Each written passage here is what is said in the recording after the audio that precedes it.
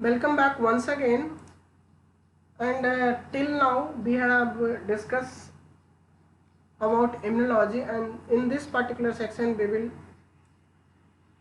try to learn about developmental biology. This unit is not applicable for plant based students. पहले बात मैं बताता हूँ, प्लांट बेस्ड स्टूडेंट के लिए इस पे बहुत ज़्यादा ध्यान देने की ज़रूरत नहीं है. जो मैं बताऊँ अगर उतना देख लोगे ना तो बहुत है, ज़्यादा देखने की ज़रूरत नहीं है. ठीक है, क्या क्या देखना है वो मैं बताऊँगा. और जो भी एनिमल बैकग्राउंड के हैं जिनकी डेवलपमेंटल बायोलॉजी बहुत अच्छी है उनके लिए तो कहना ही नहीं है. भाई सुन लो क्या करोगे, है ना. जो बहुत अच्छे से इस टॉपिक को जानते हैं वो इसको झेल जाओ, और जिसके लिए लगता है कि बहुत ही डिफ़िकल्ट टॉपिक है, नहीं तो आइए हम आपके लिए इसे थोड़ा आसान कर देते हैं. ठीक है, चलिए. Basic concept of developmental learning. Potency तो सबको पता होगा. टोटीपोटेंट क्या है, प्लूरीपोटेंट क्या है ना. टोटीपोटेंसी क्या होती है कि जब कोई भी सेल होता है वो अपने आप आपस में क्या कहता है कि I am totipotent, I can develop into a whole individual and new organism.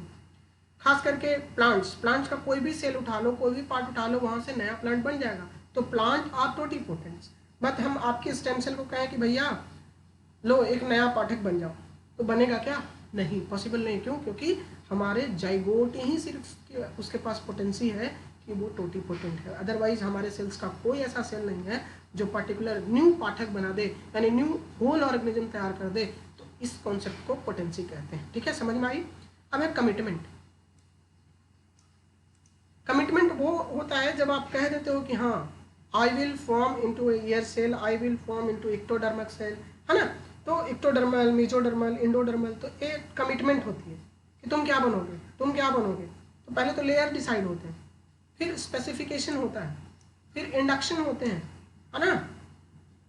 Competency होती है, डिटर्मिनेशन एंड डिफरेंशिएशन होता है, फिर मॉर्फोजेनिक ग्रेडियंट बनते हैं, सेल के फेट तैयार होते हैं, लीनिएज बनते हैं, स्टेम सेल बनते हैं, मतलब साइटोप्लाज्मिक डिटर्मिनेंट होंगे, इम्प्रिंटिंग म्यूटेंट्स हैं, ट्रांसजेनिक एनालिसिस ऑफ डेवलपमेंट.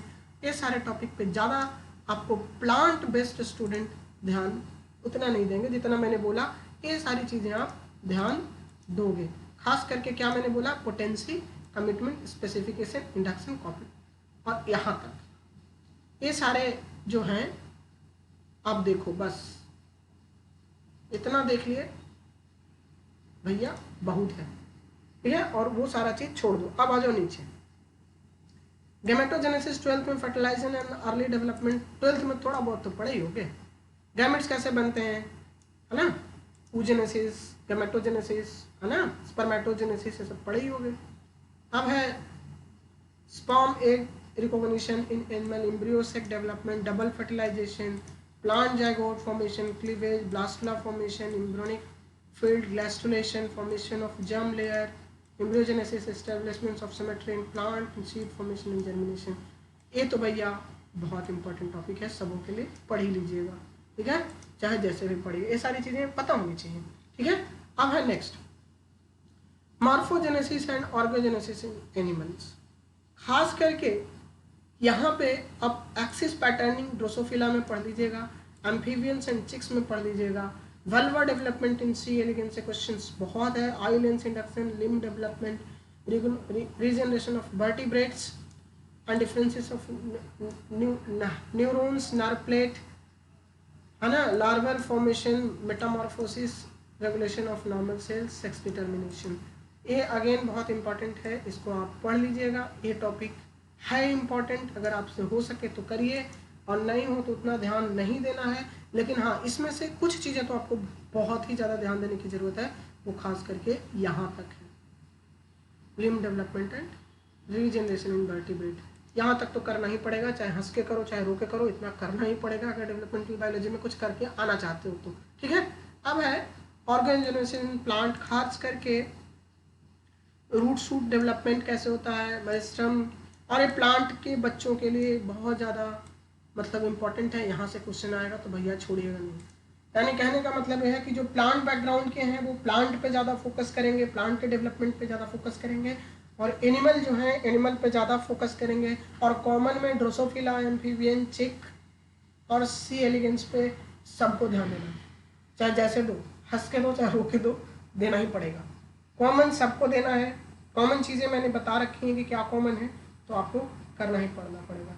अब है program cell death, ageing and senescence. ये बहुत इंपॉर्टेंट है और इस पर मैं वीडियो लाने की कोशिश कर रहा हूँ। अगर जब मेरे पास कोई इस पर पार्टिकुलर पीपीटी में बना लूँगा तो मैं आपके पास लेके आऊँगा। प्रोग्राम सेल डेथ जो पीसीडी है, कैंसर है, सेल साइकिल है, इसको एक साथ कवर करने की कोशिश करेंगे। जिस दिन मेरे पास वीडियो आके बन गया उस दिन मैं आपके सामने लेके आऊँगा। ये टॉपिक मेरा बहुत फेवरेट है, बट डियर फ्रेंड अभी मेरे पास टाइम बहुत कम है, इसलिए थोड़ी प्रॉब्लम हो रही है। तो ये हुआ डेवलपमेंटल बायोलॉजी। अब थोड़ा इसी में हम थोड़ा बात कर लें प्लांट फिजियोलॉजी की।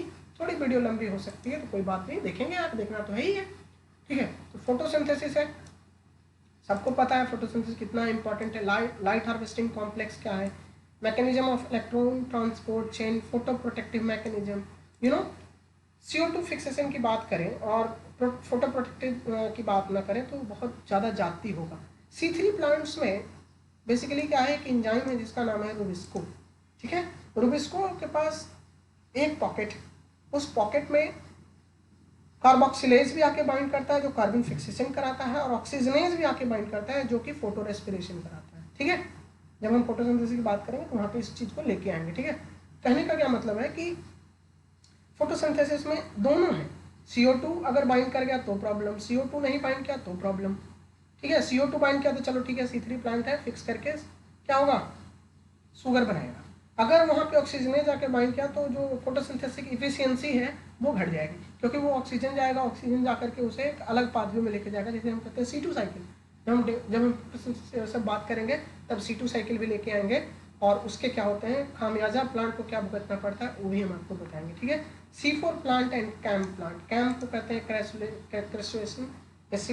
क्रैसुलेशन एसिड मेटाबॉलिज्म। अभी पूरा प्रॉपर नाम मुझे सही से लेने में प्रॉब्लम के मैं देखा नहीं हूँ, ठीक है, तो देखूंगा तो पार्टिकुलरली मैं अच्छे से क्लियर करूँगा, ठीक है।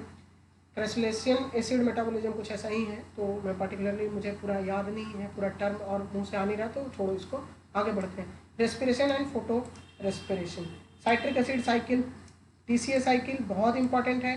Plant mitochondrial electron transport and ATP synthesis बहुत important. Alternate oxidase photorespiratory pathway, खास करके C2 साइकिल, ये बहुत इंपॉर्टेंट है। अब है nitrogen metabolism, again very important, and nitrate and ammonium assimilation, amino acid biosynthesis. Amino acid की biosynthesis और डिग्रेडेशन एक पार्टिकुलर लेक्चर में, किसी भी कार्बोहाइड्रेट का सिंथेसिस और डिग्रेडेशन, ऐसा करके हम जब भी लेके आएंगे तो साथ साथ में इस तरह के वीडियोज लेके आएंगे, जब भी हम आए तो लेके आएंगे, आपके लिए जरूर लेके आएंगे, ठीक है। अब प्लांट हार्मोन, प्लांट हार्मोन से भैया क्वेश्चन हर बार पूछते हैं, आपको करने ही करने हैं। उनकी बायोसिंथेसिस क्या है, कैसे होती है, स्टोरेज कैसे होता है, ब्रेकडाउन कैसे होता है, ट्रांसपोर्ट कैसे होते हैं उनके, और उनके मैकेनिज्म ऑफ एक्शन कैसे हैं, यानी उनके मॉलिक्यूलर एक्शन कैसे हैं, ये भी आपको जानने की ज़रूरत पड़ती है। अब सेंसरी फोटोबायोलॉजी है, उसमें अभी बहुत इंपॉर्टेंट है, खास करके आपको जानना है, क्योंकि ये पार्टिकुलरली जो सब्जेक्ट है वो हमारे लैब में भी किया जाता है। तो फाइटोक्रोम्स क्या है, क्रिप्टोक्रोम क्या है, फोटोट्रोपिन्स क्या है, स्टोमेटल मूवमेंट्स क्या है, फोटोप्रिडिज्म क्या है ना, बायोलॉजिकल क्लॉक्स क्या है, ये सब रियली बहुत इंपॉर्टेंट हो जाते हैं। अब है solute transport and photo assimilation and translocation, uptake कैसे होता है, ट्रांसलोकेशन वाटर का कैसे होता है, ion solute macromolecules from soil to cell across the plasma membrane through xylem and phloem, transpiration, mechanism of loading and unloading of photoassimilation। यहाँ पे एक बहुत इंपॉर्टेंट टॉपिक है, उसे कहते हैं मंच मास हाइपोथेसिस। ओके, सो मंच मास हाइपोथेसिस अगर आप पढ़े होंगे तो ये चीज़ें आपके दिमाग में दौड़ गई होंगी, ठीक है। चलिए आगे बढ़ते हैं। सेकेंडरी मेटाबोलाइट्स, सेकेंडरी मेटाबोलाइट्स में खास करके टर्पीन बायोसिंथेसिस हमने कवर अप कर दिया है, यूट्यूब पे ऑलरेडी वीडियो अवेलेबल है, तो आप उसको देख लें। Phenol and nitrogenous compound and their role, ये हम आपके लिए लेकर के आएंगे, और हो सकता है कि अपकमिंग सेकेंडरी मेटाबोलाइट्स के लेक्चर में एक कवर अप हो ही जाए, ठीक है। एक पार्टिकुलर टॉपिक मैं कवर करूंगा, तो इसके लिए ऑल द बेस्ट, देखिएगा अच्छे से, क्योंकि बहुत मजा आएगा आपको। Stress biology, response to plant biotic and pathogen and abiotic stress and their temperature, ये अगेन बहुत इंपॉर्टेंट टॉपिक है। स्ट्रेस बायोलॉजी जब हम पढ़ाएंगे तो आपको वहाँ से कवर अप कर देंगे, ठीक है। अब है सिस्टम फिजियोलॉजी एंड एनिमल। अब भैया इसमें मेरा खुद बहुत बड़ा पकड़ नहीं है, तो मैं तो इसको छोड़ के ही आता हूँ, तो तो इस पे हम बात उतना नहीं करेंगे, जो आपको अच्छा लगे आप कीजिए। और इस पे मैं कोई कमेंट नहीं कर सकता क्योंकि मैं एक प्लांट बैकग्राउंड का बंदा हूँ, तो खास करके जो एनिमल सिस्टम बायोलॉजी है इस पर मैं ज़्यादा फोकस नहीं करता। लेकिन हाँ, कि जैसे कि जितने भी टेस्ट हैं, जितने भी ब्लड सर्कुलेशन है, ब्लड कॉर्पसल्स है, तो ये सब प्लाज्मा फंक्शंस क्या होते हैं, ब्लड प्लाज्मा क्या होता है, ये सब बेसिक चीज़ें सबको पता होती है, तो वो चीज़ें आपको पता होना चाहिए। ठीक है, तो ये सब चीज़ें आपको थोड़ी बहुत पता होना चाहिए। कार्डियोवास्कुलर डिजीज़ खास करके जो हार्ट में जो ईसीजी टेस्ट है, ईसीजी का एक डायग्राम होता है इस तरह का, वो वाला पढ़ लीजिएगा, उससे क्वेश्चंस आते हैं एग्जाम में, तो उसको आप पढ़ सकते हैं। क्योंकि मेरा ये सब्जेक्ट नहीं है तो इसमें बहुत ज़्यादा बात करना मतलब कहा जाए तो बेकार की बातें हो जाएंगी। लेकिन हाँ, जो भी चीज़ें हैं जैसे एंडोक्राइन एंड रिप्रोडक्शन, ये मेरा अच्छा टॉपिक है, मैं यहाँ से क्वेश्चन आता है मैं कर लेता हूँ। तो जो चीज़ें आपको इम्पॉर्टेंट हैं, जो आपको अच्छा लगे आप इसमें कर लें।